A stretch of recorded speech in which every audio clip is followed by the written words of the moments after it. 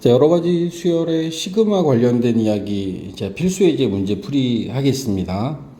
자, 필수예제 1번에 보면, 시그마, K가 1부터 N까지, AK, 첫째 항부터 N항까지 AN 수열의 합을 구하면 3N이 됩니다.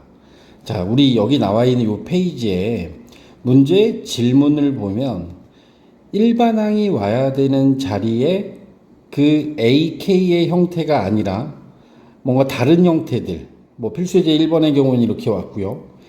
필수예제 2번도 이제 같은 형태로 왔고, 필수예제 2번이야 1-1번, 1-2번에도 이런 형태가 왔고, 그 다음에 1-3번 같은 경우에는 FK 플러스 1, FK 마이너스 1, 뭐 이런 형태의 식들이 와 있습니다.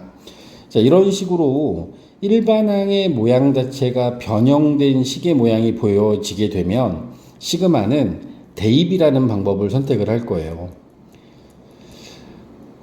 시그마를 우리가 풀어 쓴다라고 생각하시면 되는데 1부터 20까지 여기다가 숫자를 대입하게 되면 자, 이렇게 1을 대입해 보자. 1을 대입하면 A의 2K-1에 K 대신에 1을 집어넣으면 A1 첫째 항이 되고 이 뒤에다 집어넣으면 A2가 돼요. 자, 지금 이게 1을 대입한 결과입니다. 그리고 나서 이제 2를 대입하면 A3와 A4가 됩니다. A3, A4. 이게 3하고 4가 되는 거지. 그리고 이제 3을 대입하면 A5, A6. 다섯 번째와 여섯 번째를 더하는 게 나와요. 그러면 우리가 이제 최종적으로 20까지 대입해야 되니까 20을 대입해 보면 A에 39, A에 40이라는 값이 나온다는 거죠. 자, 여기 써져 있는 이 전체적인 합의 구조를 우리가 보면 실제로 여기 나와 있는 이 괄호가 다 없다라고 보면 이 주어진 식은 시그마 K가 1부터 40까지 AK, 그러니까 AN 수열의 첫째 항부터 40번째 항까지의 합이라는 얘기입니다.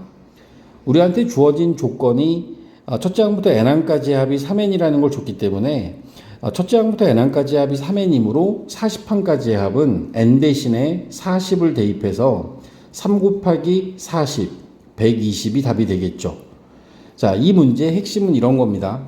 지금 우리가 시그마라고 하는 것에 대한 정의를 공부하고 몇 가지 성질들을 추가적으로 배우지 않았습니까?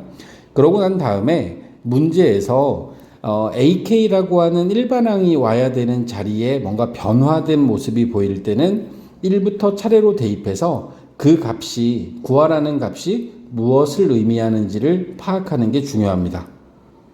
아시겠습니까? 요 파악을 해서 그리고 나서 이제 그 다음 단계로 넘어가셔야 돼요. 하단에 나와 있는 1, 2, 3번의 문제를 풀 때도 같은 방식으로 해서 1부터 차례대로 대입해 보시면 그 규칙들을 확인할 수 있습니다. 자, 다음 유형 보겠습니다. 자, 필수 유형 두 번째, 필수 예제 두 번째입니다. 자, 우리가 이제 시그마의 성질을 배웠으니 시그마의 성질을 이용해서 이제 이야기를 풀어 나갈 텐데 요 좌측에 보면 공략 포인트라고 해서 시그마의 성질들이 다시 한번 정리되어 있습니다. 일반항이 오는 자리가 덧셈으로 연결되어 있을 때 우리는 이들을 이렇게 따로따로 분리해서 더해도 된다. 빼기로 연결되어 있으면 두 개를 따로따로 분리해서 빼주는 거고 AK의 앞쪽에 곱해져 있는 C라는 값은 시그마의 앞쪽으로 끄집어내고 상수 수열은 그 상수가 몇 개가 더해졌는지를 계산해서 그 상수와 더해지는 개수를 곱해주는 그런 방법으로 우리가 이제 시그마에 대한 성질을 이용해서 문제를 풀 겁니다. 보시면 알겠지만 더하고 빼고 실수 배 얼마가 곱해져 있고 상수 수열에 대한 처리는 할 수 있습니다. 하지만 곱해져 있거나 나눠져 있는 건 절대로 분리해서 계산할 수 없다라는 거 주의하셔야 됩니다. 잘못된 풀이는 이런 거예요. 여기 나와 있는 이 상태에서 선생님 이거 여기 나와 있는 게 AK의 합이 10이니까 요게 10이고 2를 곱하고 1이 30개 있으니까 30을 더한 다음에 그리고 제곱하면 되는 거 아니냐라고 생각하면 절대로 안 됩니다. 제곱은 곱셈의 의미예요. 따라서 여기 나와 있는 것은 이렇게 곱해서 다 계산한 다음에 제곱을 하는 그런 상황들이 있어서는 안 되고 이렇게 제곱이 되어 있는 시계 형태가 일반항 자리에 오게 되면 우리는 여기 나와 있는 값을 전개해서 문제를 풀어나가야 됩니다. 시그마 뒤에 오는 값들을 k가 1부터 30까지 이 ak 더하기 1의 제곱을 전체적으로 전개하게 되면 4ak 제곱 4ak 더하기 1로 전개가 되고 실수배와 덧셈, 뺄셈들만 우리는 분리할 수 있는 겁니다. 따라서 여기 주어져 있는 건 시그마 k가 1부터 30까지 4가 앞으로 나와도 되겠네요. 4배의 ak의 제곱 더하기 4배의 시그마 k가 1부터 30까지 ak 더하기 시그마 k가 1부터 30까지 1이라고 되어 있는 식을 정리하셔야 됩니다.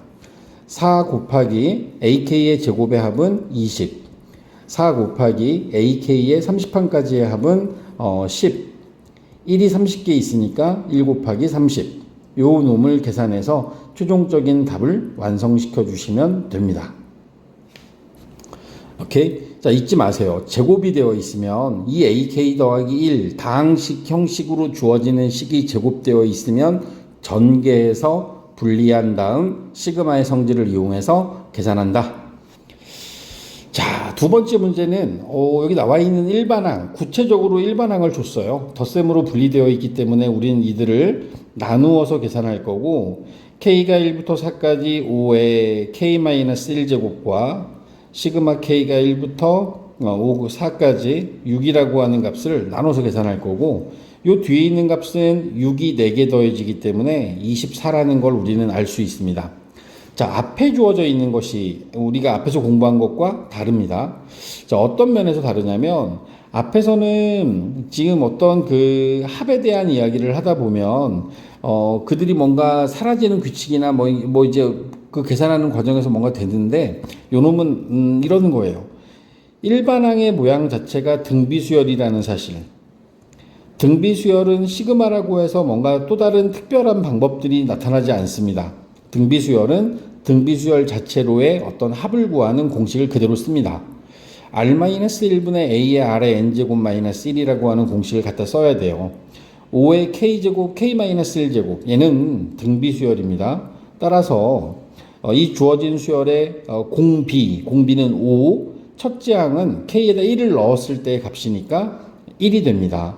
r-1분의 a 첫째 항이 1이고요. 5의 n제곱 4개의 항을 더하라 그랬으니까 5의 4제곱 마이너스 1 이렇게 계산을 하셔야 돼요. 반드시 등비수열의 합으로 정리하셔야 되고 이제 뒤에 있는 24라는 값은 그대로 계산해서 더해 주시면 되겠죠. 이렇게 되게 되면 앞에 주어져 있는 게 4분의 5의 4제곱이 625인가요? 624가 되겠네. 그러면 624가 4로 나누어집니다. 156.